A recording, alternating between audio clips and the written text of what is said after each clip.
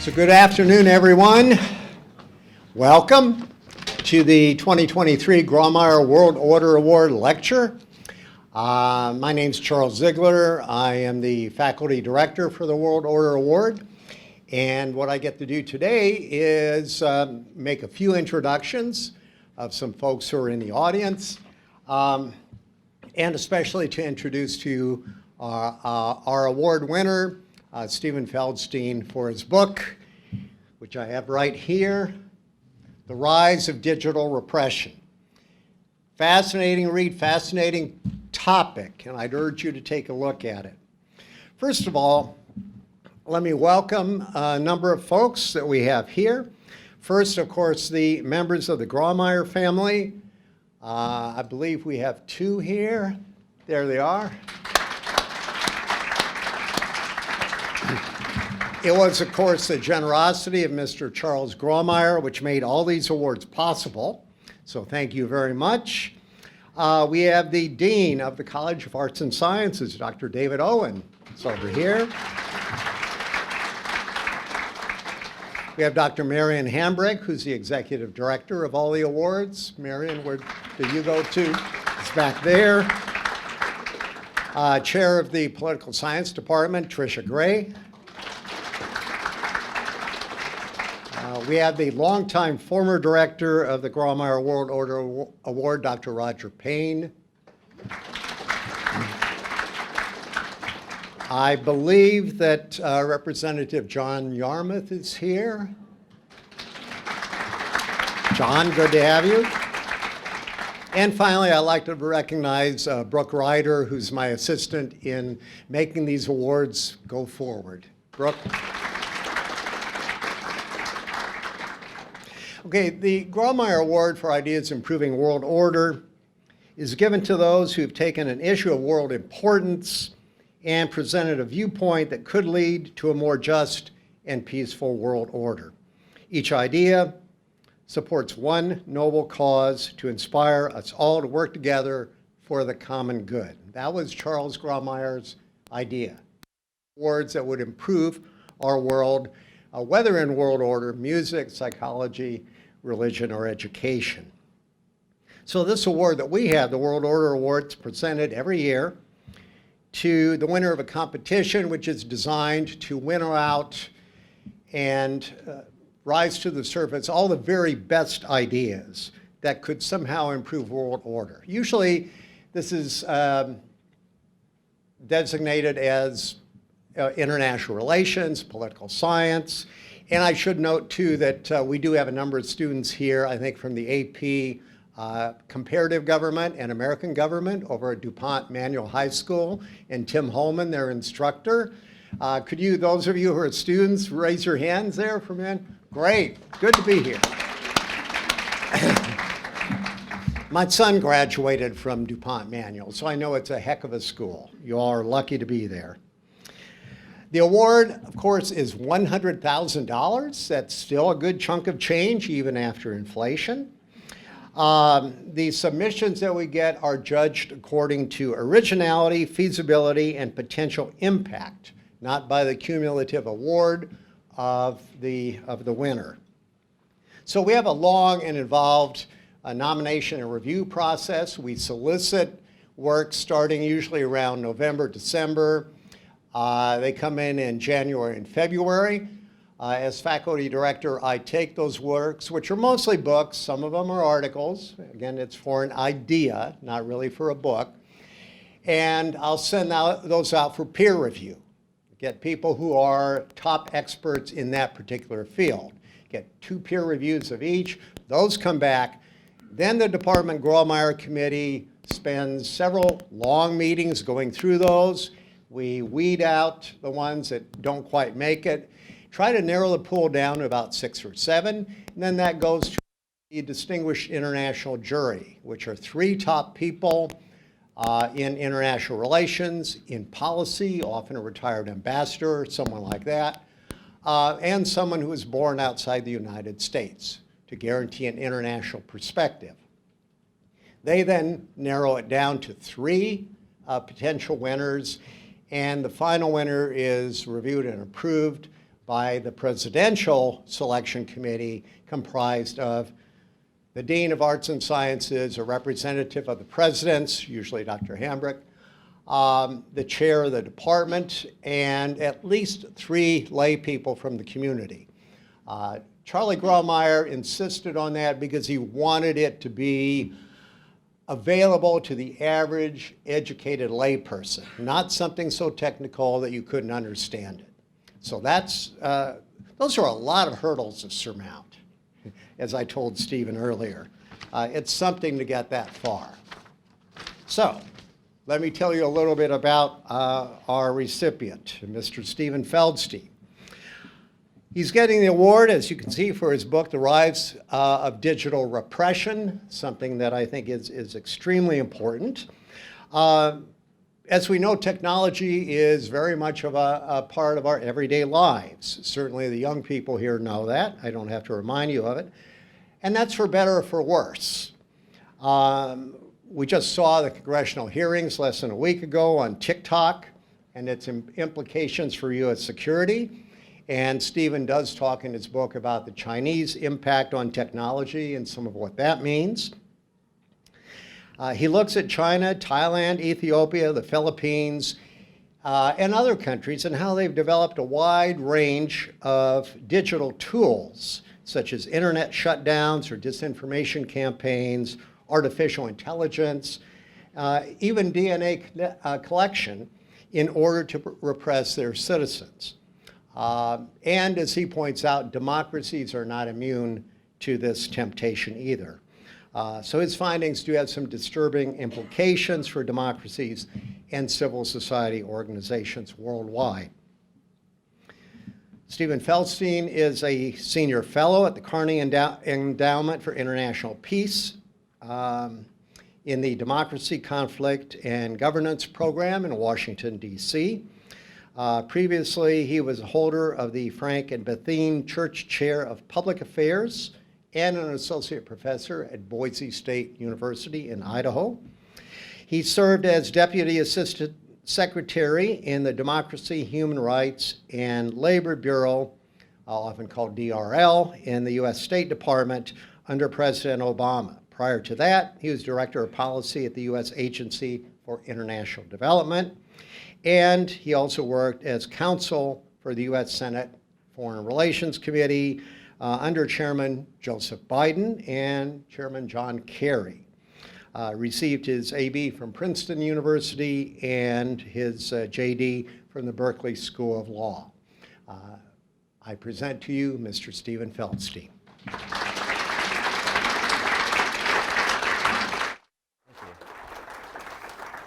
Great. Well, thank you for your warm welcome, and let me just reiterate my appreciation to the Grawemeyer Committee and to the University of Louisville for hosting me here. I mean, it really is an honor, and an unexpected honor at that, to have received this award, and I'm truly grateful for the privilege to be able to talk to you a little bit about some of the ideas in the book. And then to also engage in a dialogue and hopefully a good Q&A afterwards in terms of hearing some of the questions you might have about where technology and how technology is shaping politics and what it means when it comes to different processes that we're all thinking about, whether it's the continued growth and rise of authoritarianism or ways that democracies will push back. So I'll kind of work through some of the main themes and talk through some of the ways in which I approached the book and the research and the ideas, and then kind of walk through what actually is inside the book and why I think it's something that's important and really is shaping policymaking and understanding about these issues. So maybe a good start will be in the next slide.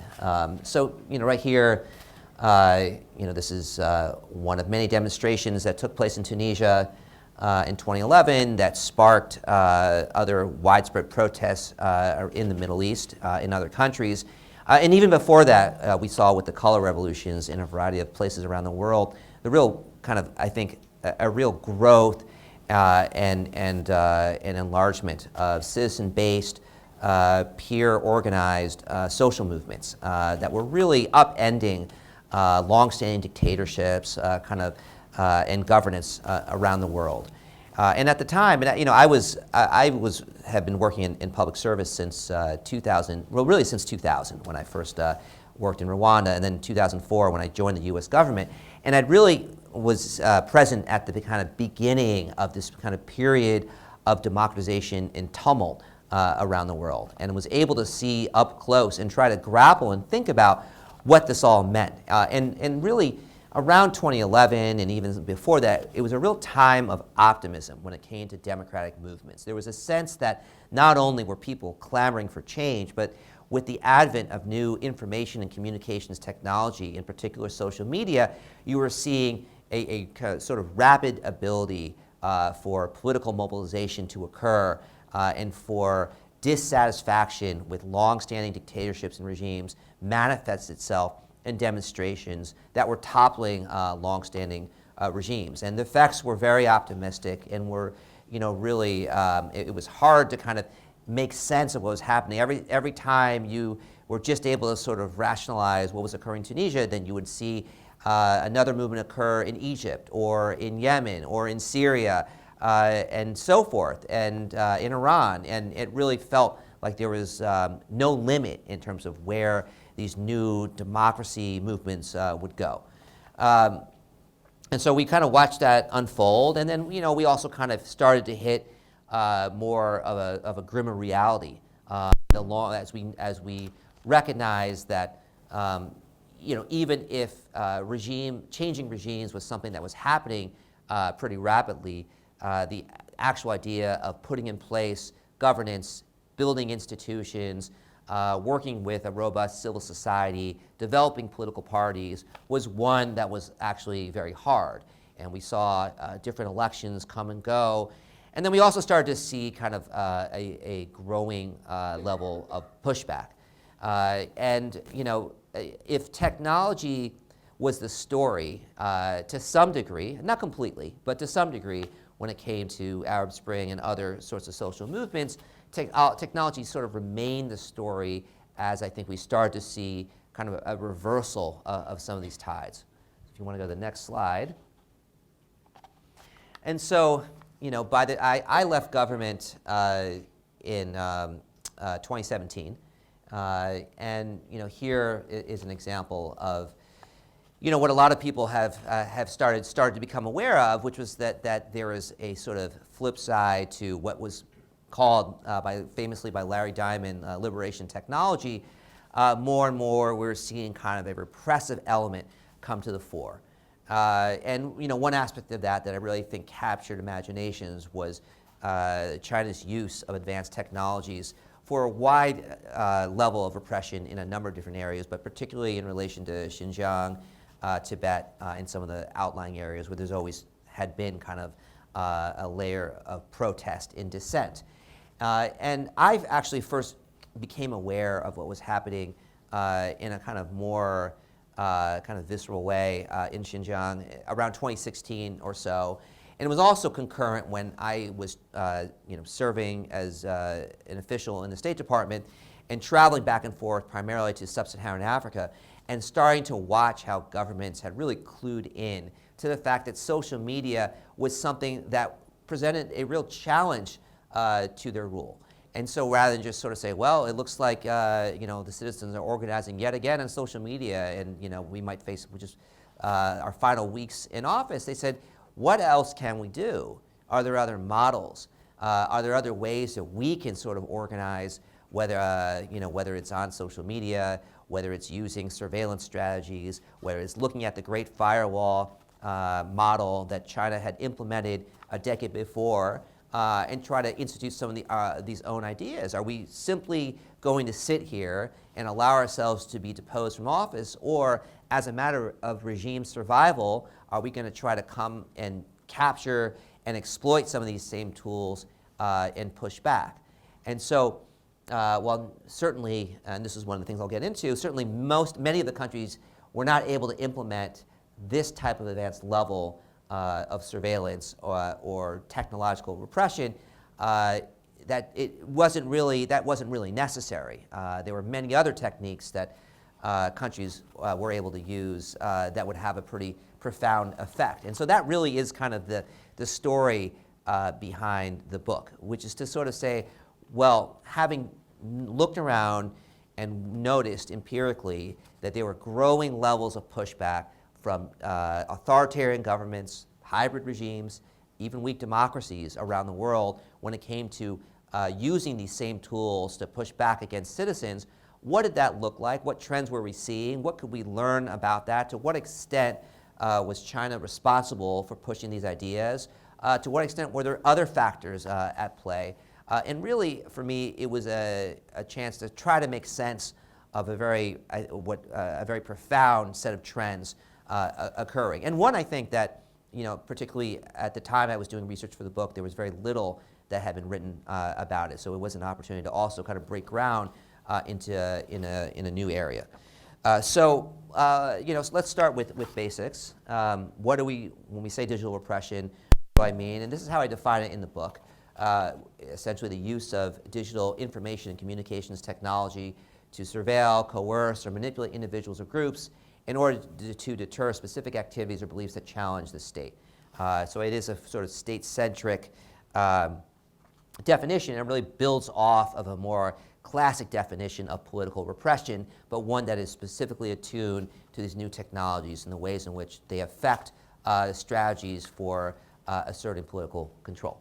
But this really only tells you so much, and so one of the things that I put together in the book was to sort of break down in more specific detail a taxonomy of digital repression, to actually kind of work through different categories of techniques so that we can be very specific and concrete about what we meant when we said digital repression. Because one of the things for me that was a real jumble was that how did these different techniques interrelate, and how would I actually make sense of them?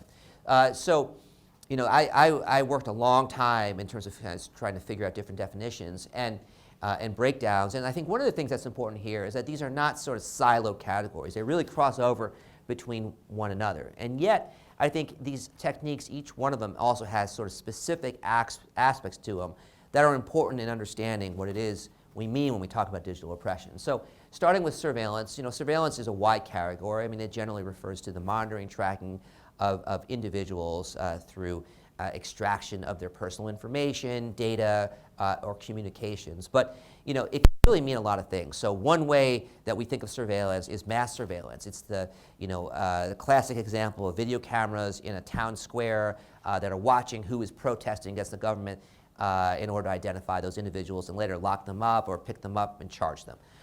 But another example would be something that we think of known as spyware, which is the specific targeting of individuals who are already known to security forces to penetrate their communications, to read their emails, to access their photos and their personal information as a way either to come up with incriminating evidence about their conduct or even as a means of harassment and blackmail. And so it can be very specific, or surveillance can be very, very broad. And of course, having regulations and laws that authorize governments to undertake these techniques is really important. Censorship, also can be very broad. It can be, putting up a firewall like we see in China or Iran and essentially blocking incoming information indiscriminately. Or it can be very narrowly focused. It can be targeted towards websites. It can be targeted against certain keywords that it would appear in a communications app. It can be targeted against a particular platform. And so it really kind of runs the gamut. But the point is information control. That's the key thing. Social manipulation and disinformation really has risen to the forefront as a technique, particularly in weaker democracies that may not have the same ability to enact information control strategies, but still are looking for ways in which to control and manipulate the information environment. And here, the ability to flood the zone when it comes to certain types of preferred information, really essentially propaganda, or to send harassment against individuals who are challenging the state. And I'll talk a little bit about this in the context of the Philippines, has become a really important strategy as well. Internet shutdowns, which is really closely related to censorship, is the idea that for time-bound lengths, governments will either have blackouts throughout the country, sort of geolocated blocks. So if there are protests happening whether it's in Cairo or in Addis in Ethiopia, you can shut down connectivity there. It could also be linked to particular platforms. Let's say Twitter happens to be a means by which protesters are spreading information about where to meet for a particular demonstration. So you can then find a way to shut down that platform while still keeping up other ways, other parts of the internet. But the idea is for a fixed period for state actors to work with ISPs, internet service providers, and shut down aspects of connectivity for political control reasons. And then finally, persecution against online users. This is, the idea that oftentimes, there are people who are targeted for harassment, for imprisonment, simply because that they have a high amount of influence online.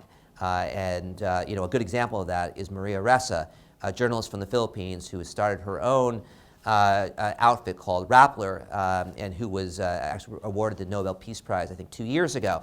And someone who has been relentlessly persecuted by the Philippines government because of her online presence.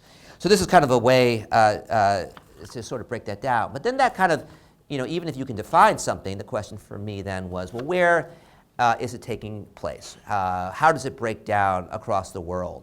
What does it look like when it comes to different regimes? So that takes us to our next slide. And so, one of the things that was of real interest to me was sort of mapping out the difference or the similarities, as it turned out, between countries that score well on traditional democracy indicators, looking at mostly varieties of democracy scores, compared to sort of digital repression. So over here on the right, you can see, those that are bluest are the ones that score the best when it comes to having liberal democracy. So, a strong rule of law, an independent judiciary, free and fair elections, an open environment for dissent, free media, that kind of thing. So you can see, Europe obviously does very well, North America, even and Latin America also.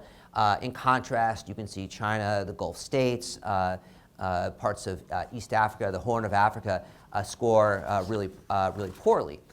And then if you kind of compare and contrast that over to digital repression. So one of the things I did was I created an original index to try to measure levels of digital repression around the world. And I was able to use data collected by the Digital Society Project in individual areas related to social media filtering, related to internet shutdown, censorship, and so forth.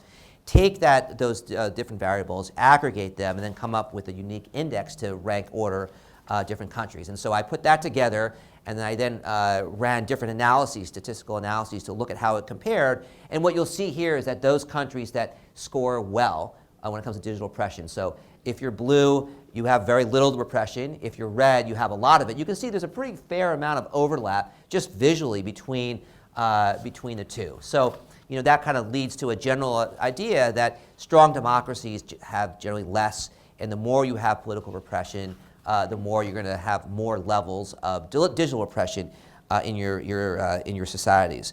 So if you want to go to the next slide, to specifically break it down, and this is Pyongyang, by the way. For those who haven't been there, I haven't myself, but I wanted to find something truly iconic to represent the most digitally repressive country in the world, which remains North Korea. And so you can see right here, these are sort of your classic dictatorships. China, Nicaragua, South Sudan, Myanmar, Turkmenistan, and those that are least digitally repressive are primarily European, Nordic countries. So not a big surprise there. I think one of the things that people have asked, and we can kind of get into this in Q&A a little more, is that some of the countries who are most digitally repressive actually have very low levels of either technological capacity or even internet penetration. So if you look at certainly North Korea, in South Sudan, the vast majorities of their populations really don't have access to these technologies. But even there, it still matters, because then it becomes more of an elite game. And the fact is, as long as a state is trying to enact these types of policies, whether it is against a smaller subset of challengers or a larger body of citizens, either way, it still takes a lot of investment to make that work. And then if you want to turn to the next slide, this sort of shows you a regional comparison. So you can just sort of see very specifically here, I had broken it down by region, aggregating each of the countries within, as to sort of show where is there the most digital repression and where is there the least. And you can see that the Middle East, North Africa, and South and Central Asia really lead the pack when it comes to the enactment of these strategies. In that, conversely, Europe, Eurasia, and the Western Hemisphere, and I use sort of State Department geographical breakdowns for these regions, that's where you have much lower levels of digital repression. And then in Sub-Saharan Africa, in East Asia, you have a mix. And I think that, in part, represents the kind of varieties of regimes that you have in those regions where, you know, despite some really bad actors in Sub-Saharan Africa, you also have some higher achievers, you know, countries like South Africa, Ghana, you know, Kenya, that have done better when it comes to that kind of thing. So I thought that was just sort of an important and interesting way to kind of look at how these sort of patterns are breaking down when it comes to how digital repression is distributed around the world. And then if you want to go to the next slide, sorry, I told you I had a few slides, but I've tried to keep them sort of visually appealing.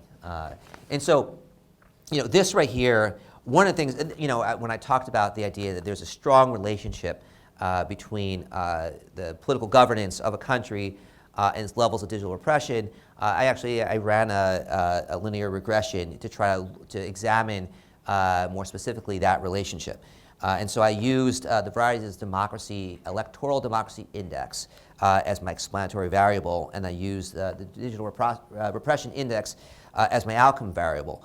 And I used the Electoral Democracy Index as a proxy for regime type. And so essentially what I found is that the higher a country scores, the more it represents the ideal of electoral democracy when it comes to that variable. And then the lower a country scores on the Electoral Democracy Index, the more it represents an autocratic state. And so this scatter plot essentially shows close alignment between the two variables, between a relationship between digital repression, the Digital Repression Index, and the Electoral Democracy Index. And so essentially 76% of the variability of the Digital Repression Index can be explained by its level of democracy. So this sort of just kind of helps to test and prove the hypothesis that the stronger a democracy you are, the less you're going to have digital repression in your society. And so, you know, one of the things that this then sort of then led me to was the next slide right here, which is that, well, even if you have a general relationship between the level of democracy in a country and how much digital repression, what specific aspects of repression are most important? So I try to break it down further in terms of really trying to figure out what is it that will most predict whether a country has digital repression, right? So if you're looking at a place like, let's say Nigeria, and you want to say, okay, you have, you know, maybe you have a lot of physical state violence against opponents. You know, will that then predict whether you'll actually use technology against opponents as well? Well, actually, I found not so much. What about if you repress civil society? If you have a country that, you know, really goes in and tries to shut down NGOs and stop that, will that predict whether you'll have use of these tools? Well, actually, not that much. The thing I found was most linked to it, and I used, you know, I used statistical analysis to come to this, was political civil liberties. So where there's repression of political civil liberties, right? Where there's repression of freedom of expression, of freedom of rights of association, of gathering, that's where you also will see the highest likelihood of a country resorting to digital technology as a means of repression. And so I thought that was an important insight, having broken down the data, to really kind of figure out what is the linkage between those two. And so then that leads us to some of the key findings of the book, which I'll kind of walk through. So, you know, I think, you know, one of the most important findings then is, and you know, even if it's intuitive, even if you say, well, of course, you know, if you're going to have digital repression, you're going to have pre-existing political repression, but actually to test that out, to kind of look and see what the data says, and to kind of think about that, to me, was important. And so one of the ideas certainly is if you're an authoritarian state, you're more likely to rely on digital repression than other types of states. But what I also found is that well, first of all, both authoritarian and democracies do use digital repression. So it's not something that is only relegated to dictatorships at all. You have many democracies, varying types, that also use these techniques. And then another important insight was that even while authoritarian and democratic regimes use these techniques, the combination in which they use them varies quite a bit, and it depends on a lot of different factors. So, some places, we talked about mass surveillance, like we saw in China, might rely on those techniques. But you really need to have a few elements in place for that to actually work, right? You need to have a very strong command and control function when it comes to your security forces. So you need to have security forces that will listen to directives from the top, that will have a lot of capacity, and will know what to do when they collect information, how to actually use that in a way that will help enforce their their political repression objectives. In some countries where there's more of a tradition of open political speech, relying upon full-on mass surveillance doesn't really work, even for countries that are sort of hybrid regimes. So take a place like Uganda. Uganda, you have enough free speech in that country where to completely shut down communications would not be tolerated. You would have such a huge public backlash that would probably work against your political objectives. At the same time, there is a tradition of having heavy-handed law enforcement and of using surveillance. And so there you want to have a mixture of techniques. You want to use some mass surveillance. You want to use a lot of intimidation of political opponents. You want to break up and know in advance where political rallies might be happening in order to then use water cannons and so forth. And so you want to sort of use, and you want to sort of almost customize the types of techniques you'll have based on the resources you have, what you can afford, the type of security forces you have in place, and the kind of type of political environment you come from. And so that's really important. So, if I was going to kind of leave you with one idea on that front, it's that not all the digital repression is the same. It does vary quite a bit depending on a lot of different factors. And I also think what's important too is that even when we look at countries that have higher comparative levels of democracy, take India as a good case in point. We're both seeing a trend of rising illiberalism. So that means that countries like India increasingly are turning to digital repression tactics as a way to kind of keep the ruling party in power.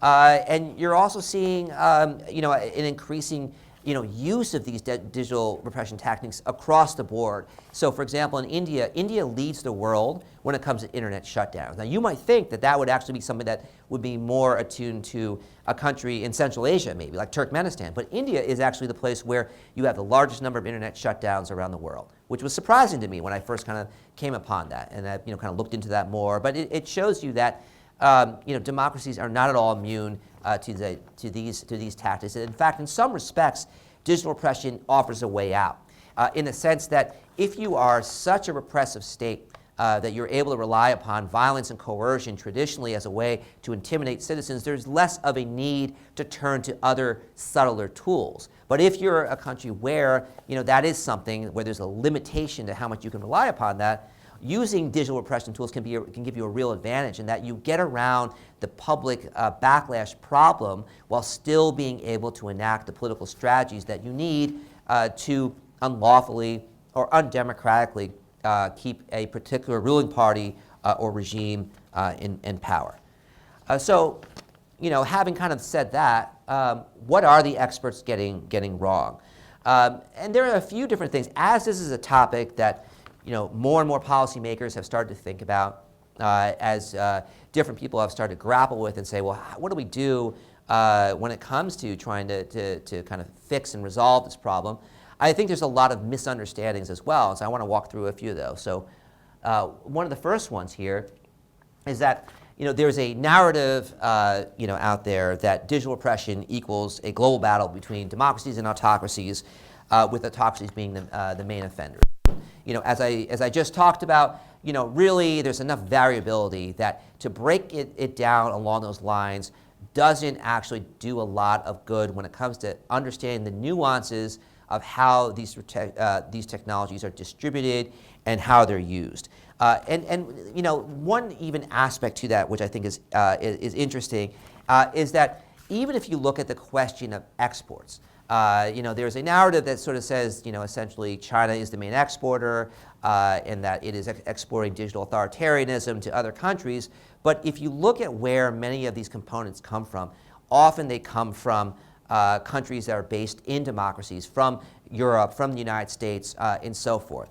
And a good example of that is spyware. So I recently published a paper just 2 weeks ago on the global spyware industry. And if you look at where spyware technology comes from, which is essentially malware software that is injected remotely usually on a mobile device, or it could be a computer, or it could be on a network to access unlawfully information, personally confidential information from an individual, the sort of top exporting countries include Israel, countries in Western Europe such as Israel, and the United States. And so, you would sort of think, well, at least when it comes to commercial spyware, what about China? What about Russia? And they're far less involved in the market. And so when you think about situations like Jamal Khashoggi, the assassinated Washington Post columnist who was killed by Saudi assassins, they used spyware from a company called NSO Group that is based and founded in Israel as a means to compromise his cell phone communications, identify his whereabouts, and then send an assassination hit squad to kill him. And so the idea that this is something that purely is an authoritarianism tool and not one where there's an implication for democracy simply isn't true. If we want to go to the next slide. And so this is something that really has come up quite a bit when it comes to understanding the role of China better. There's a real narrative that's playing out right now, and this is relates to the hearings on TikTok that we just saw, as much as many of the other questions out there, that basically says China is spreading it. The digital repression is primarily spread by China. And I think there are a few things that are important to recognize and acknowledge when it comes to China's role in terms of spreading digital repression. There are some things that it has done, one of which is parallel modeling. So China does provide a model for how state deployment of digital repression can be used to control citizens, and that modeling effect is important. That demonstration effect is something that other dictators have looked at and said, well, if China can do that, could we also do that? So sure, that is definitely one thing. China also supplies digital infrastructure in platforms, such as ICT networks, 5G capabilities that incorporate censorship and surveillance components to it. And that is something that has been used by security forces around the world in terms of creating backdoors as a way to monitor or control content that has been linked to Chinese technology, although you could also make the same argument about Western technology as well. And certainly China is also attempting to influence multilateral standard-setting bodies to move them closer towards the types of standards that are relied upon by Chinese companies as a way to reinforce this data governance approach. So that is another thing that China certainly is implicated for. And then finally, Beijing does exploit Chinese platforms to advance its interests. So an example of that would be surveillance or censorship filtering over WeChat. And China does use that beyond its borders. So if you're a Chinese citizen or a Chinese expatriate or a Chinese national or someone who's not even Chinese but using WeChat in another country, there is certainly an ability to surveil what is being said, to even find a way to censor or change around different keywords that originate outside of China and to find a way to control that. So that is all true when it comes to the influence of China in relation to digital repression. But I also think there are limitations to this model when it comes to fully describing China's role in relation to digital authoritarianism. So for one, as I just talked about, Chinese companies certainly aren't the only ones supplying repressive technologies around the world. And it's not just spyware, it's all sorts of other components as well. And so I think we have to take a hard look internally at democracies and say, which companies are responsible for proliferating these technologies. And I think the uncomfortable truth is we'll find it extends far beyond Chinese firms. I think also that the idea that China is responsible really focuses too much on the supply side explanations and not enough on demand side actors. And so what I mean by that is that this model assumes that China is pushing tools on an interchangeable set of countries who are willingly taking these technologies, but otherwise might not do so. And what that ignores is it ignores the agencies that individual regimes have and the political motives that they have to acquire and then use these strategies to begin with. And so if you're a dictator and you're facing challenges from the street, do you need Chinese officials to tell you, hey, you should think about using censorship or surveillance? Or would you already, if you're a good dictator, already be talking to your security forces and saying, how do we control this information? How do we stop people from gathering on the streets? And who are these people? And why can't we identify them and pick them up? So in other words, we have to look at both sides of the equation, and we have to look at push-pull factors. We can't simply focus on the push side and say, well, that explains why you have digital repression around the world. And that kind of relates to the next point, which is that technology oftentimes is considered and thought about as an independent variable. That's something that just happens to countries, that you have a country that all of a sudden technology has allowed for censorship to occur, or a place that has shutdowns that take place. And I think it's important for us to kind of link back and really think about regime incentives and political incentives for why these techniques are used to begin with. That it's not technology that necessarily should be the starting point when you ask, why is it being misused in a country? Look what technology has done. Instead, I think a better question is to sort of say, what are the political incentives that have caused a regime to turn to these tools to begin with? And then to sort of say, and how have those tools abetted or facilitated or allowed for those regimes to enact those strategies? And so I think we have to just make sure that we don't jump ahead to sort of looking at technology as the thing that makes repression happen, as opposed to the underlying individuals who have motivations for wanting to push out repression to begin with. And then the final sort of aspect is that there's been a real emphasis on export controls, and the idea that if we can just stop sending out these tools, then regimes will be unable to use them and will solve digital repression. At least in Washington, that tends to be kind of like this turn to.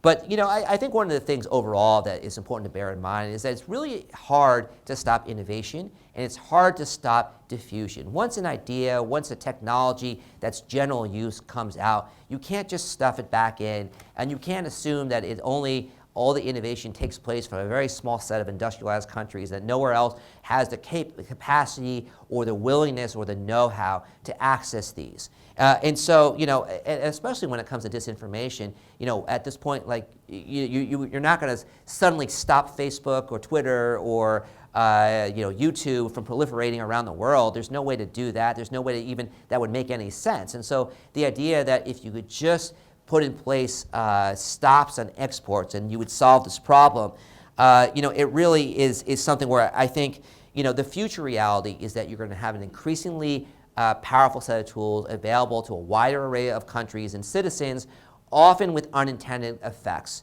And that we have to sort of think about that. We have to put in place the right safeguards. We have to have the right kind of understanding and digital literacy when it comes to use of these tools. But the idea that you can just simply kind of go back in time and take those away isn't really viable in our sort of day and age.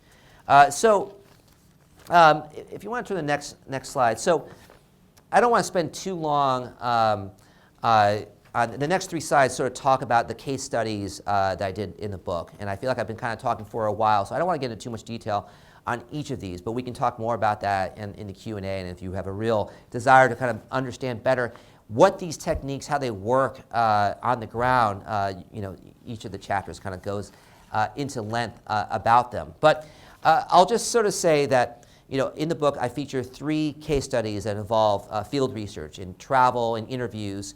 And I went to Thailand, the Philippines, and Ethiopia. And I I picked those countries, for a few different reasons, and one of them was that I wanted to pick 3 countries that were a little bit different. I thought having kind of a diverse, heterogeneous pool of countries would be important for comparative purposes, because I wanted to see, what strategies look like in a place like Thailand, which is much more of a classic autocracy, compared to the Philippines, which is kind of much more of a kind of a weaker democracy, to Ethiopia, which remains sort of a country in transition. But when I visited, which was right before the civil war that took place, was one that seemed to be kind of going in a positive direction.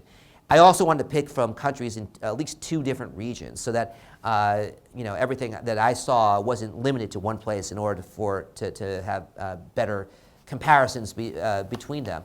And then, I also wanted to pick places that were interesting, where there were things that were happening that I felt were on the cutting edge of these questions. So in Thailand, at the time, this was someone named Thanatorn, who was the leader of a now defunct opposition movement and party called the Future Forward Party.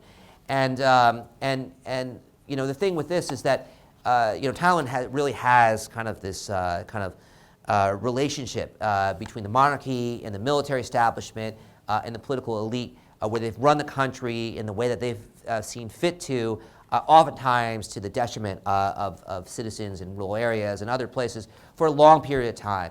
And Thanatorn represented this kind of new youth movement powered by social media that was really trying to break things. And so when I went there, it was an interesting kind of dynamic between different strategies that the government was trying to use, particularly when it came to censorship and surveillance, and ways in which activists and civil society and youth were trying to push back and find their way around that. And so I really tried to document what that struggle looked like, and how in updating of sort of traditional strategies of censorship were finding their way into social media, and how that was having kind of a really big effect when it came to trying to stifle dissent in the country. Next slide. And so in the Philippines, in many ways, and this is former President Duterte. I picked this photo for a reason, because he really styled himself as this kind of populist, kind of machismo, charismatic leader. Father of the country, the person who will protect you. The one who was leading a really terrible drug war that had killed upwards of 30,000 civilians through extrajudicial killings.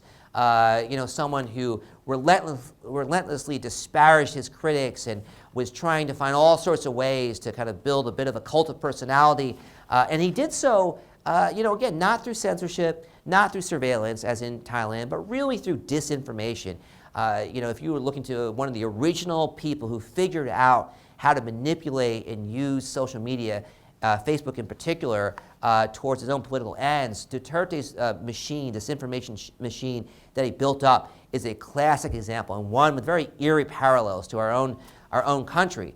And in the Philippines, what's interesting too is this is a place where it is hyper-connected to social media. Something like 97% of those who are able to access the internet or social media have Facebook accounts and use Facebook on a daily basis. It really is a place where Facebook is the internet, is considered to be the internet. And it was a place internally in Facebook that they refer to as patient zero, because so much disinformation was flooding through the zone and had such a political end to it. And what was interesting is when Duterte was running for president, it was at a moment where politics hadn't quite figured out how to use social media.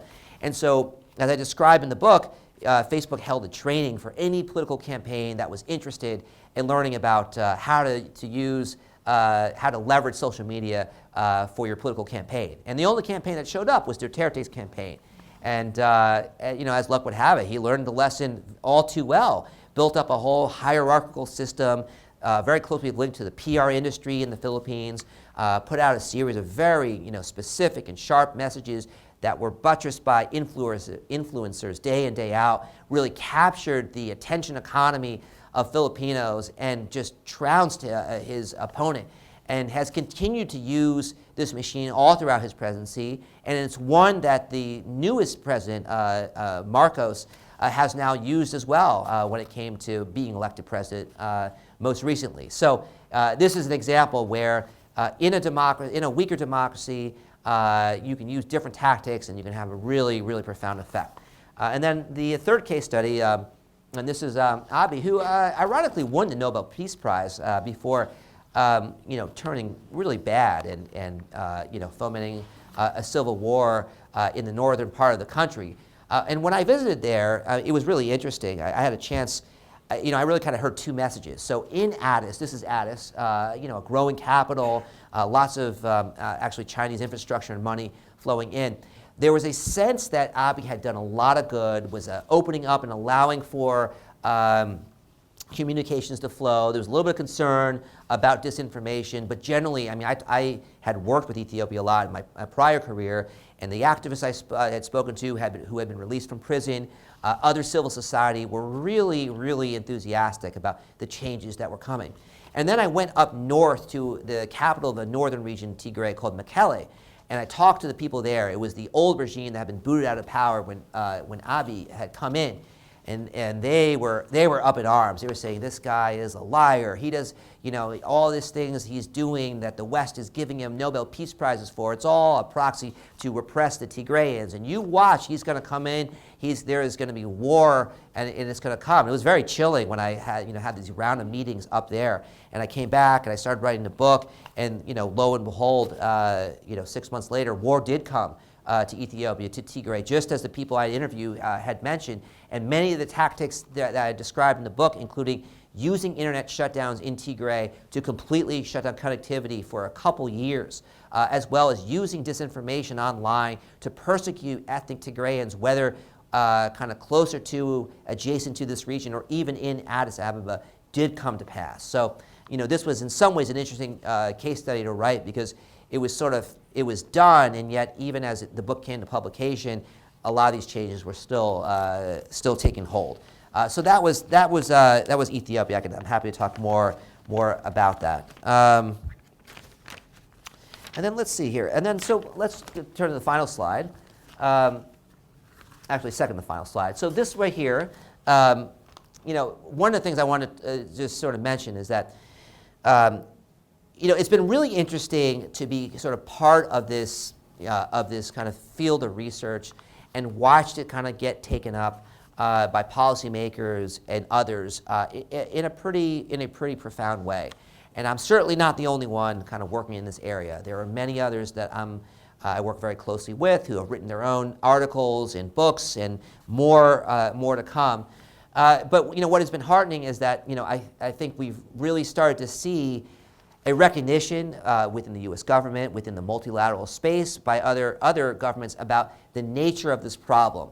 And some of the ideas have trickled in ways that are really interesting. So this is something that that came out just about 2 or 3 weeks ago.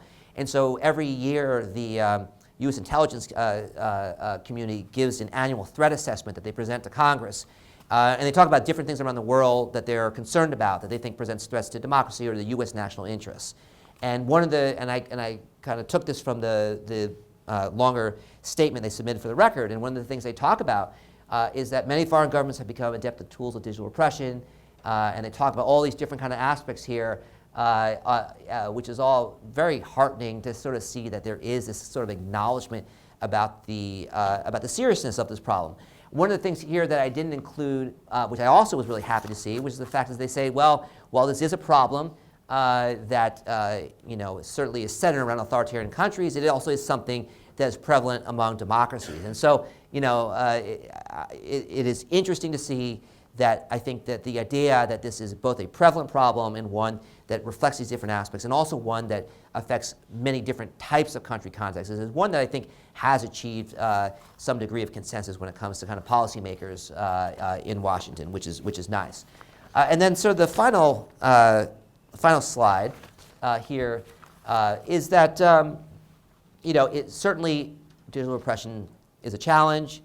It's something that we're going to continue to grapple with in different ways, in different manners, I think, throughout our lifetimes. It'll change and so forth.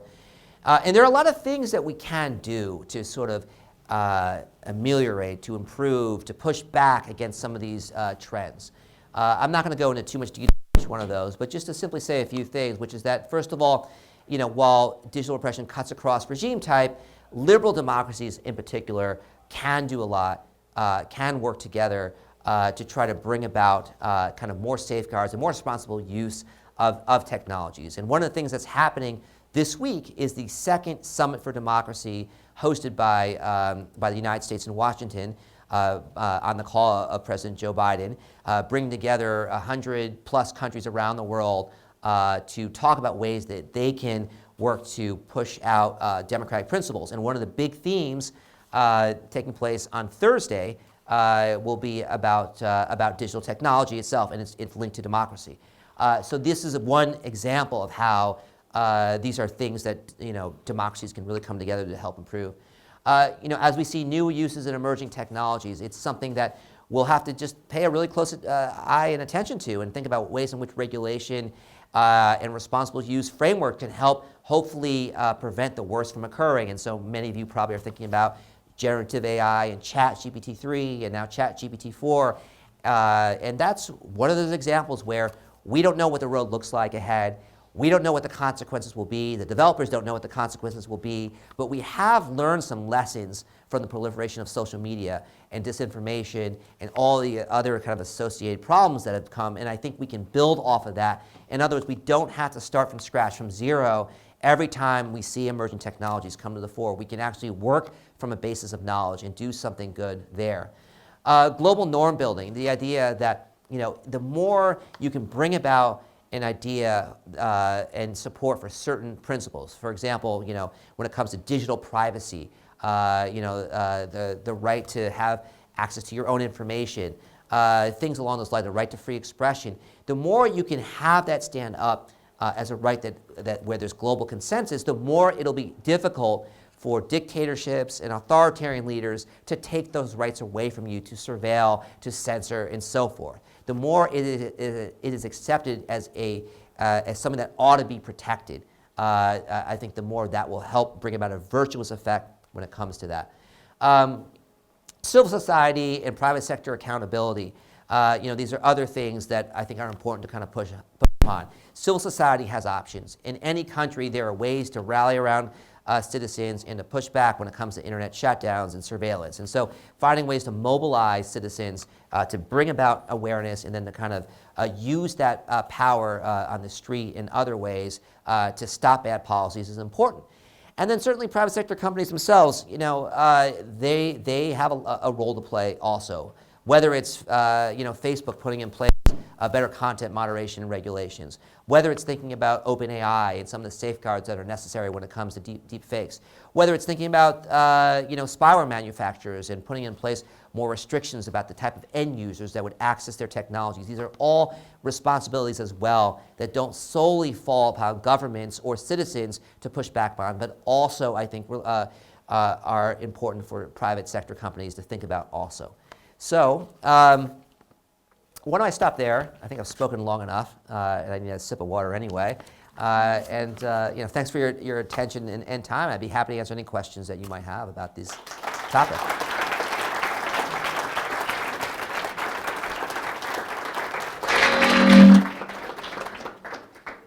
Okay, when you asked your question, just briefly introduce yourself, your name, and speak up, because it's a big room.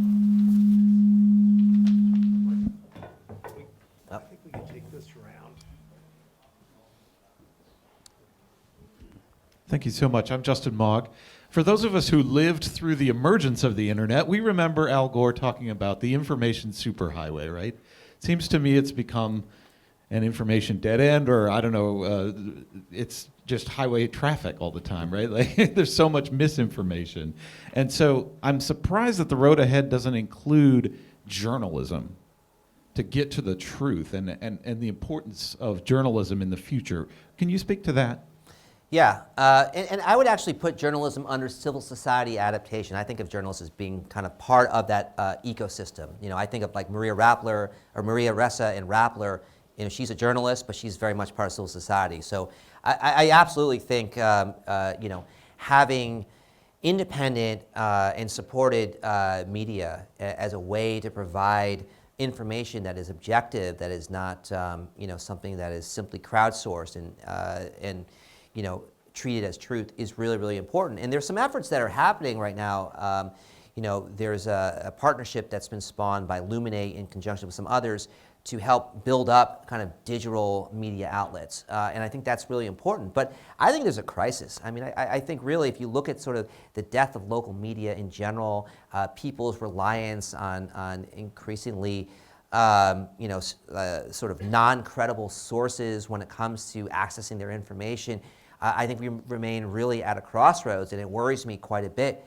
I mean, I think, it goes to sort of this issue of trust in that, increasingly we're moving from, they sort of call this sort of moment in the past, like trust in authorities and a kind of hierarchical trust model, one that is oftentimes mediated by gatekeepers, to more of a peer trust model, peer-to-peer trust, right? Where, sometimes it really works well. You look at sort of Uber as a good example, where you actually don't know anything about the driver you're coming in, but through a peer-to-peer model where you have ratings and it essentially will weed out those who aren't good drivers or untrustworthy. You decide that's good enough via an app to put your hands in the life of that person. But it oftentimes breaks down quite a bit when it comes to social media and trusting in individuals who have very nefarious motives in mind, political agendas in mind, who purport to speak the truth of a particular issue, but really are trying to manipulate individuals. So I think it's a real battle and absolutely one that we'll have to continue working on. Yeah. Okay, now our manual students have to leave. I know they have very limited time, but I want to let at least one of them have a question in. Manual student only. Over there? Okay.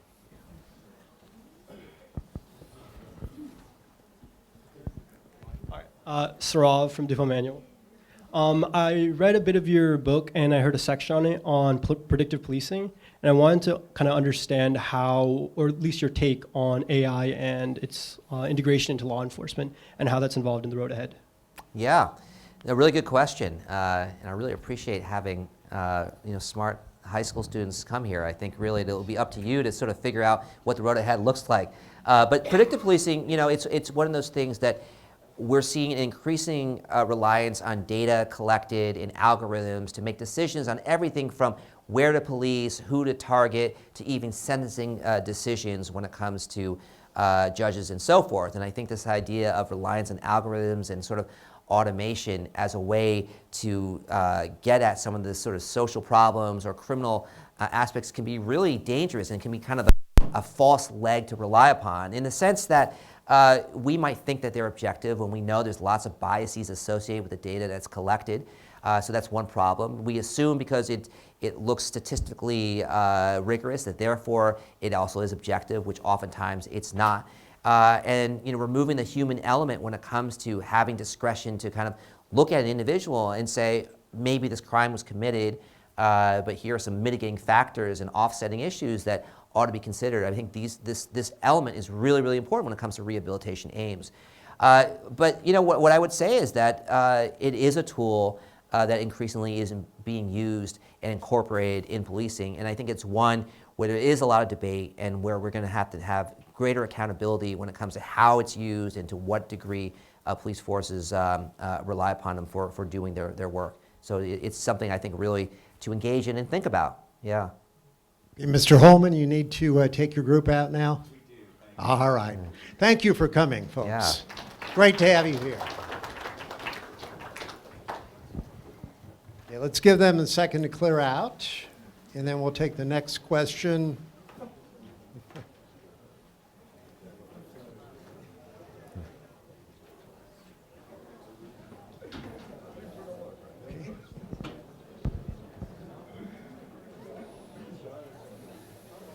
Do I ask now? Okay.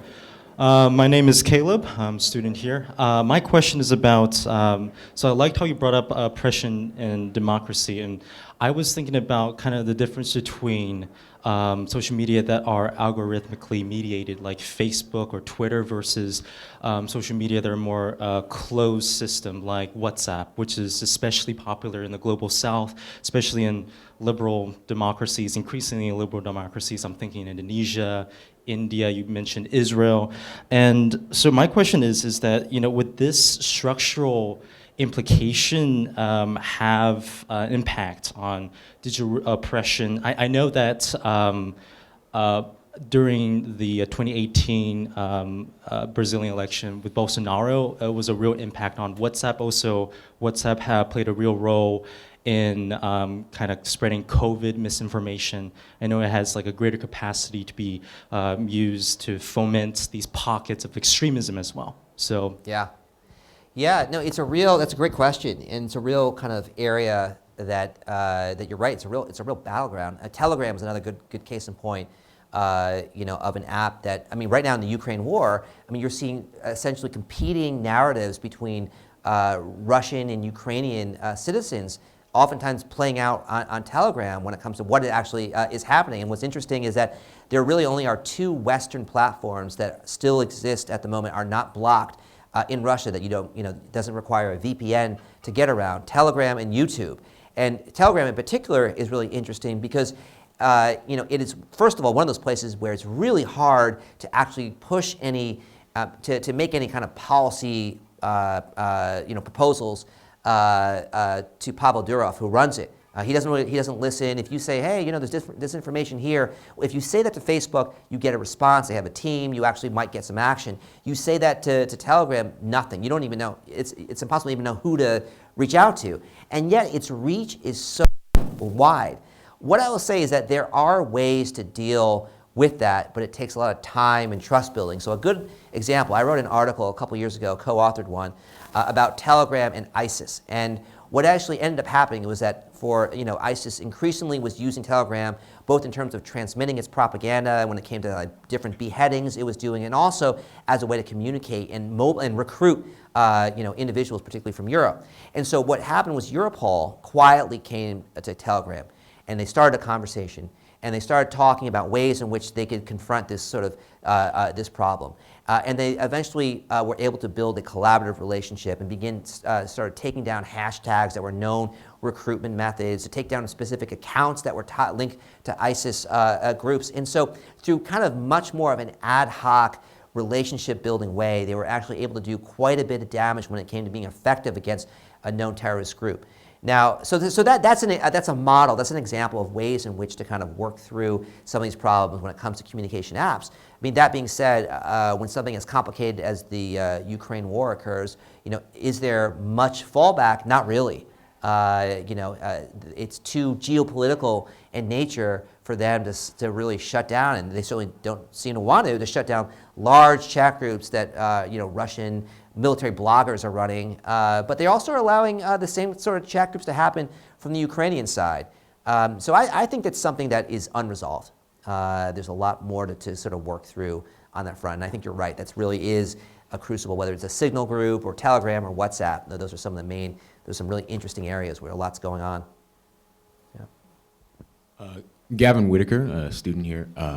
In terms of the private sector, how would you say the marketing of virtual private networks, VPNs, affected your research? What sort of questions did you look into? Yeah, VPNs are really interesting. I would say that it wasn't something. It's not something that I have sort of focused on specifically within the book, but I've done a lot of just thinking about it. I've talked to a lot of people, and I think one of the interesting things about VPNs. So, for those who don't know, VPNs are a way for citizens in a country where there's an internet shutdown, for example. Let's say you have a website that's blocked. You can use a VPN, which you can oftentimes download from an app store if that's not blocked, to get around that by it sort of moves your IP address to different countries, and so you can get around the block that otherwise is in place. And so if you're in China, oftentimes you can download a VPN and access Google or Facebook. In Russia right now, same thing. I was just talking to some people there, and you can use VPNs to access Instagram, which otherwise is blocked if you don't have one of those. So it's a really important circumvention tool. What's interesting about VPNs is that they're also now being manipulated quite a bit by countries that are engaging in censorship. So sometimes Russia or China will actually have their own VPNs that they make available for citizens to try to get around the internet. And so people don't know that. They download them, and what happens is it actually gives information about the user who is accessing those VPNs that later then can be used to arrest them, or can be used to sort of monitor and see what they're actually able to do. So it's become this kind of murky area where if you are using a reputable VPN, and that VPN happens not to be blocked, like Proton is a pretty good one. There's a number of other ones out there. I usually use Proton. Fine, it presents a pretty good service, but if you just sort of go into, on the web or go to an app store and just pull down the first one that you see, you could actually end up getting yourself in quite a bit of trouble. So it's an interesting kind of cat and mouse game taking place on that front. Hello, my name is Callian Zavilli. I'm a U of L student. Very insightful talk. Thank you very much. I was wondering, you use the Digital Repression Index as a tool for a lot of your data, what's the word I'm looking for? Collection or analysis. Data analysis. Yeah. I regrettably have not read your book yet, and I'm sure you elaborate more, but could you elaborate a little bit on exactly how you constructed the data repression or Digital Repression Index? Yeah, could you elaborate? Sure. Yeah. So, I put all my methods in the book, so I'll just sort of do a quick summary. But essentially what I did is there were expert surveys that were conducted around the world by a group called the Digital Society Project, which is sort of linked to the Varieties of Democracy Project. So what they would do is they would survey different groups around the world, country by country, of experts in these areas, and then they would sort of statistically analyze and compile this data on a country-by-country basis. And so they had different categories of everything from social media filtering to censorship to internet shutdowns to surveillance, social media surveillance, and so forth. So I picked, I think, 7 of those variables, and I then analyzed those, and I did a bit of a social media treatment for one of them, and then I aggregated that together, and that then formed the single variable Digital Repression Index that I then used for the book. So I used those expert-based surveys, brought those variables together, and then compiled that into the index. Yeah.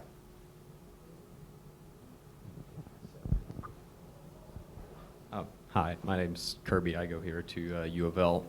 You talked about how the road ahead was obviously uncertain and undefined, and more specifically with emerging technologies and new uses being sort of unknown. And tying that into like the private sector accountability, I was thinking regarding governments taking either the first step. The first step is sometimes always the hardest to take when addressing issues.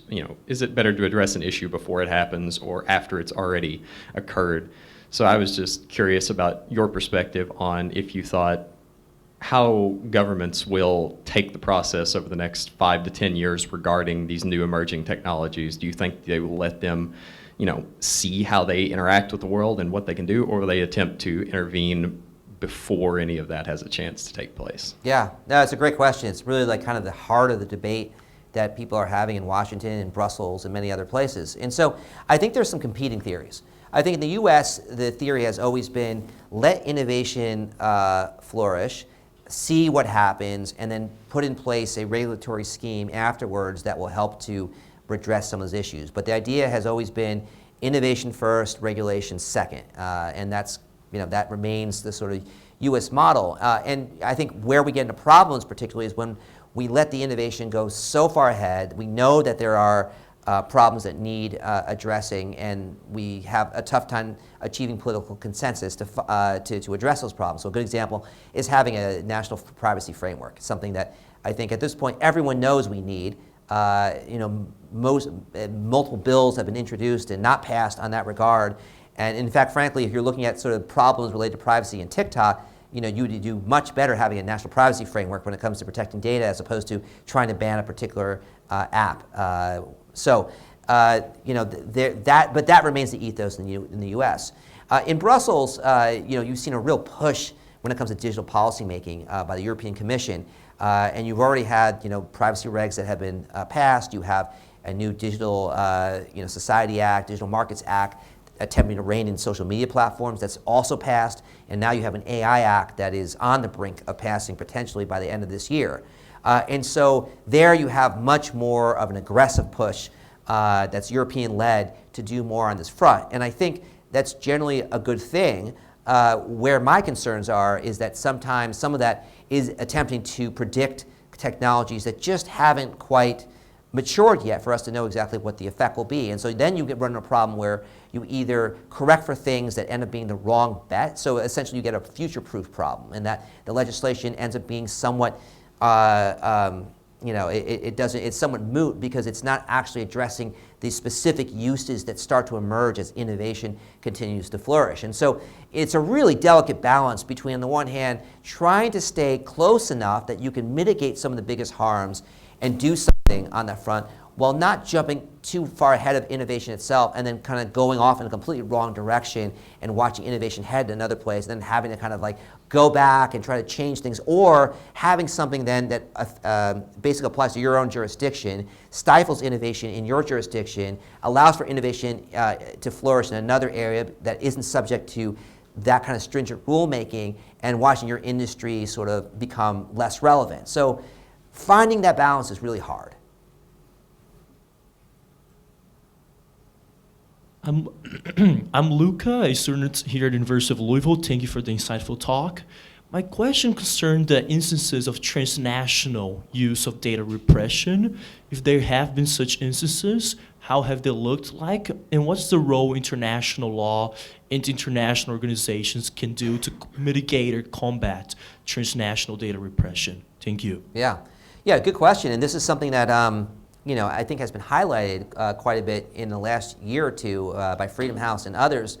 And my sense is that it was actually been kind of funny to me that Freedom House has started to sort of prioritize transnational repression. And they're friends of mine there, so I'm not criticizing them at all. But I think it's funny because I have always viewed digital repression as being essentially having a transnational nature to it.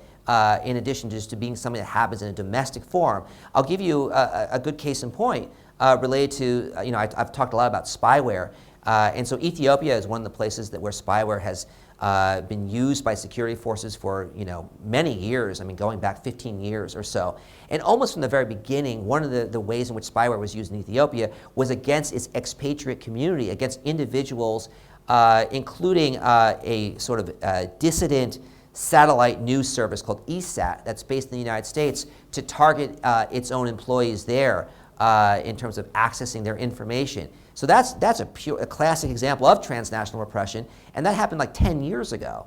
And so my argument would be that I don't think you can even think about digital repression without understanding the transnational nature of it. Now that being said, what recourse does one have in international law? And the answer is not much, because when you even look at something as basic as when is surveillance allowed, and there is sort of a kind of a general understood framework of necessity, proportionality, and lawfulness that ought to be the framework that decides whether surveillance is justified or not. Even that isn't something that really is codified in any enforceable way in international law. It's just a set of principles and an emerging norm. And so unless there is a specific harm attributed to an individual, an unlawful imprisonment, an assassination, as it relates to Jamal Khashoggi, something where you can actually trace a physical harm there. That's when you might have recourse under international law in terms of doing something. Even then, because of sovereign immunity and so forth, the idea of bringing to justice the perpetrators, as we've seen in these types of high-profile cases that have led nowhere in terms of accountability. Basically it is political pressure that can sometimes help, but in terms of actually a legal redress that one has at the moment, that does not really exist. One more question. Hi, thank you for the talk. I'm Ethan Miller. I'm a student here. I was just wondering, we often see kind of slow creep of sort of authoritarian impulses and how over time, when it comes on so slow, oftentimes people don't realize it, and then it becomes more and more acceptable as time goes on. And I was just wondering if, as technology continues to grow and becomes more advanced, if you think there's a substantial risk of sort of it just creeping up on us and then taking hold in such a way where it's just essentially very difficult or perhaps even impossible to uproot it? Yeah, I mean, it's a good question. I don't know that I would disagree with that. I think, one of the ideas that I've kind of thought a lot about when it comes to technology is that it is a particularly insidious form of repression, in that it is a type of passive repression in some ways that citizens don't really notice that much, and so therefore it's easy to put out of mind. When it comes to social media surveillance, and you don't really know if an entity is watching you, and sometimes it's easier just not to think about that, particularly if you already live in an environment where a lot of political rights are curtailed. And so I think that is the sort of the solution that this type of repression can offer, and that as opposed to more traditional coercive, harder-nosed forms of repression, or even the type of surveillance that one might have seen in the Cold War days, such as what the Stasi implemented in East Germany. In contrast, this can be fairly almost benign. It happens in the background. You maybe assume that you're being watched. It has a chilling effect on your behavior, but you don't actually see the outcomes of it, or at least only sporadically. And then all of a sudden one day, when the regime actually thinks there is a challenge it has to deal with. Let's say you have a war, an unjustified war against Ukraine, and you have people in Russia, in Moscow, protesting on the streets, and a facial recognition system that was used to help facilitate paying for your MetroCard is now used to also identify every single person who gathered in Pushkin Square on a given night, and they are later gathered up and put on trial by authorities. There's a good example of a kind of very passive background level of surveillance that all of a sudden can be activated in a really way when the political imperatives warrant it, that leads to a much harder-nosed sense of repression. So I think in answer to your question, we have to be ever vigilant, and we can't assume that these types of infringements on privacy are things, because we don't see them today, are therefore fine. That I think we have to really think hard and push back, and really consider how these technologies are being used and how they affect our fundamental rights. I think that's really an important aspect. Okay, well, Steven, thank you so much for a wonderful presentation. Thank you again for having me. And thank you for being a good audience, and hopefully we'll see all of you back here next year for the 24th Grawemeyer Award.